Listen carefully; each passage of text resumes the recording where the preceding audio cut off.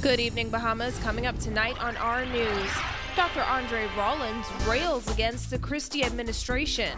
The new Doppler radar is expected to be online by April. That story is coming up tonight, straight ahead. A verbal altercation erupts between FNM and PLP followers in the Golden Isles constituency, and the FNM leader and area MP respond. That story straight ahead. Plus, the Long Island MP shoots down rumors she plans to join the PLP.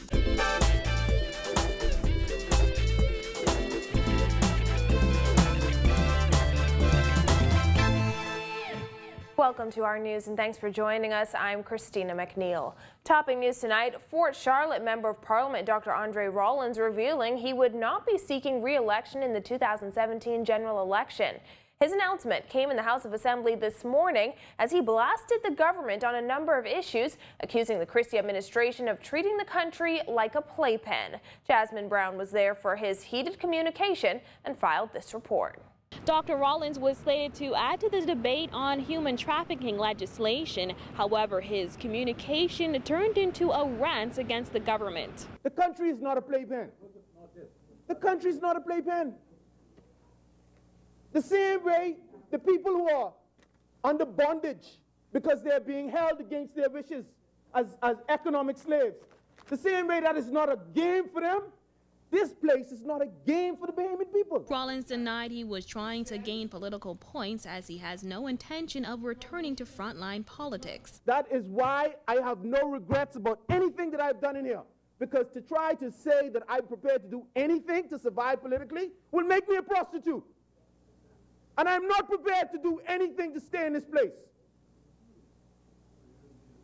Unlike some inside here who will sit down and do whatever their side asks them to do so that they could stay on the gravy train. Well, let me take that back. So that they could continue to say, I am an MP, and get over it. You have nothing to live for in life if that's all that you care about. Rollins cited ongoing issues at the city dump as just one of the many failures of the government, insisting it's an example of how the Christie administration does not consider Bahamians a priority. But Bahamians in New Providence must have been feeling trapped these last near 2 weeks in their homes with the smoke as oppressive as it has been. Excuse me? Are you afraid to hear the truth? Speaker, it ought to be an indictable offense what is being perpetrated on the Bahamian people as a result of the neglect associated with that landfill. At several points during his communication, Fox Hill MP Fred Mitchell attempted to stop Rollins on a point of relevance. It prompted this shouting match between the two. I was finding this quite entertaining and so on and so forth, but really, the bill, man, could we please speak to the bill? Did you study the bill? Do you understand what it's saying? It has implications. Look, you say I'm status quo. Because I could tell you what arguments to put. If you want to be anti-status quo on this bill, I could tell you. I could move from here right over there and put the opposition case. Well, you can be out. You can be out. But that did not stop Rollins, who raged on, this time taking aim at FNM leader Dr. Hubert Minnis, who he criticized for being absent from the debate. If you want to be prime minister and you want to be the most powerful person in this country, like the right honorable member for Centerville, I expect that the person who is aiming for your job is present and accounted for every day that we are inside this house. And I look down there and I see absence. Empty seat. And if I were you, I would call him out on it. Got to be absent, you're running. Go on, no opposition, they're gone. Go ahead, speak, man. Leadership means that you stand up to your feet even if you feel that you are weak. You stand. And someone will help you stand. And then Long Island and Montague and Central Grand Bahama and Bamboo Town, we will help you stand. And I, I'm upset. I'm spitting all over the place. I'm sorry. Reporting for our news, I'm Jasmine Brown.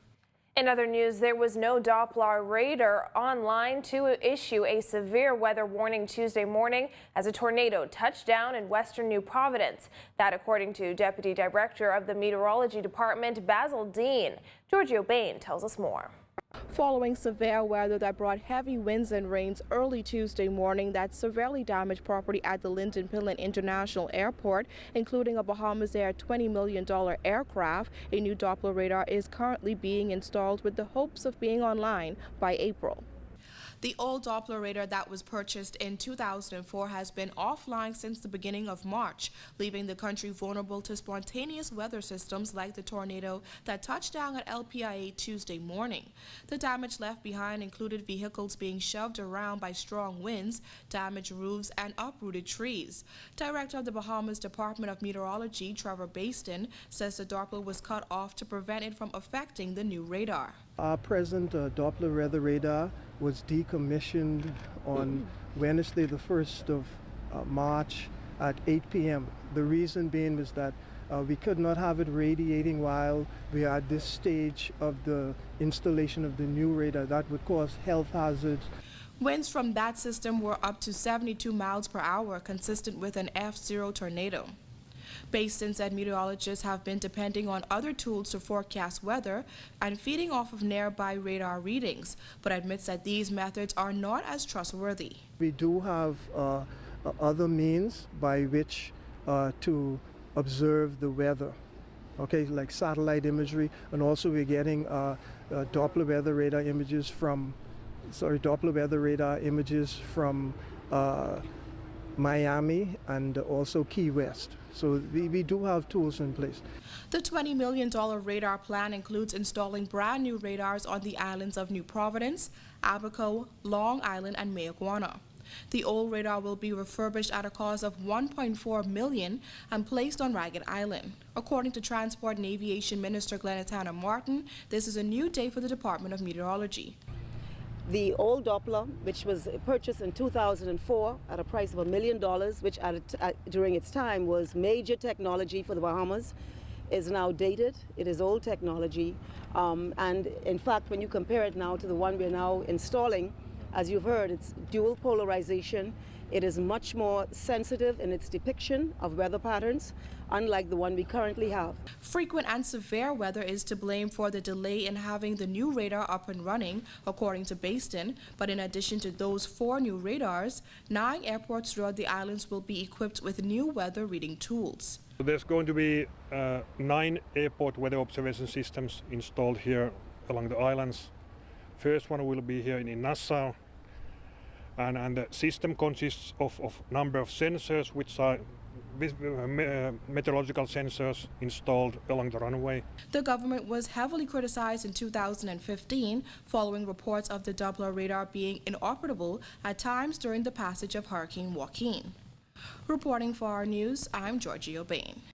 Although she claims the Free National Movement has turned its back on her and failed to deliver on many promises over the years, Long Island Member of Parliament Loretta Butler Turner says she has absolutely no intention of joining the Progressive Liberal Party after the election if she retains her seat as an independent candidate.